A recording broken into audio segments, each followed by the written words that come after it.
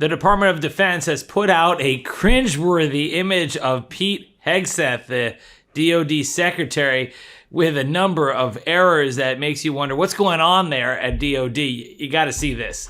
Let's discuss. I'm Dave Ehrenberg, former state attorney for Palm Beach County, a.k.a. the Florida Lawman here on Legal AF.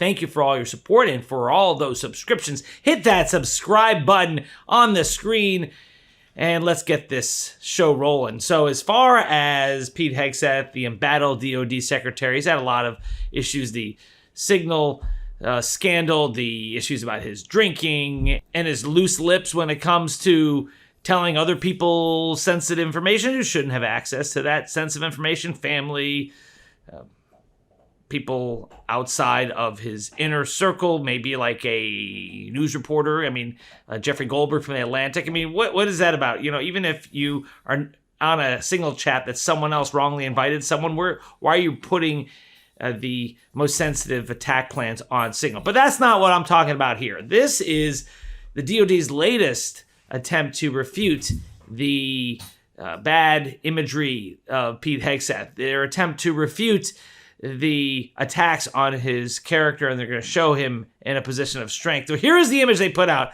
I'm not making this up. Look at this that was posted on Twitter, and yes, I'll call it Twitter.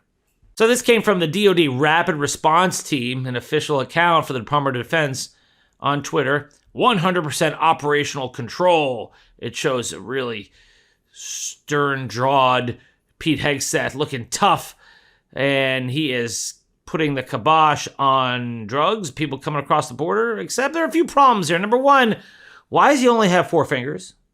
What is that about? He's missing a pinky. Also, why is he on the opposite side of the fence of the U.S. flag, right? So it looks like that the U.S. flag is America, and the drug dealers, I guess, from Mexico are on the other side. Why is he on the side with them? He's clearly not in the United States. He's in Mexico, putting a halt, I guess, to drug dealers, because the guy behind him with the mask says drugs. But if he's in Mexico, why would it use the English word drugs?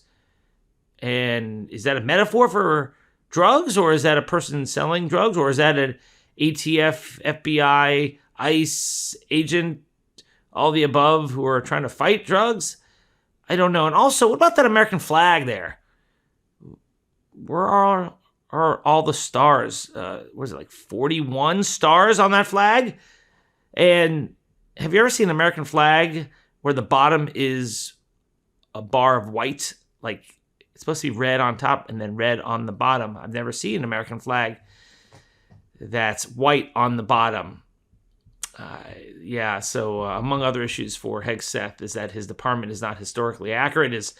Seems to fail basic common sense. I mean, we do have 5 fingers, or at least he does, right? I mean, there are already enough questions about his competence on the job. So now we have to deal with him putting out a meme that shows him, being tough and on the job, when it's like the opposite. Is he on the side of the drug dealers? Because he's definitely not on the side of the U.S. flag with 41 stars and 12 stripes, right?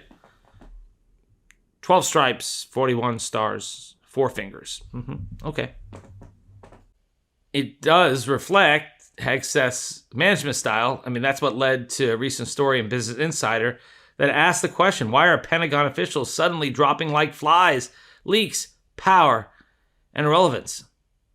I mean, 3 officials are on leave pending investigations into leaked information. A 4th elected to resign because he didn't want to be anyone's number 2. On top of that, almost an entire team of 14 staffers is resigning en masse after being sidelined by Doge. And this is all on top of the whole Signal leak that led to the firing of Mike Walls, although he was subsequently hired to be UN ambassador.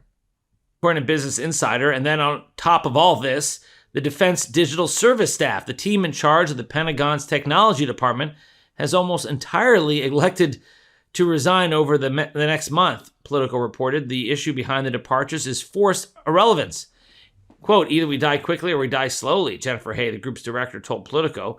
The reason we stuck it out as long as we have is that we thought we were going to be called in, Hayes said of her team, but that doesn't appear to have happened.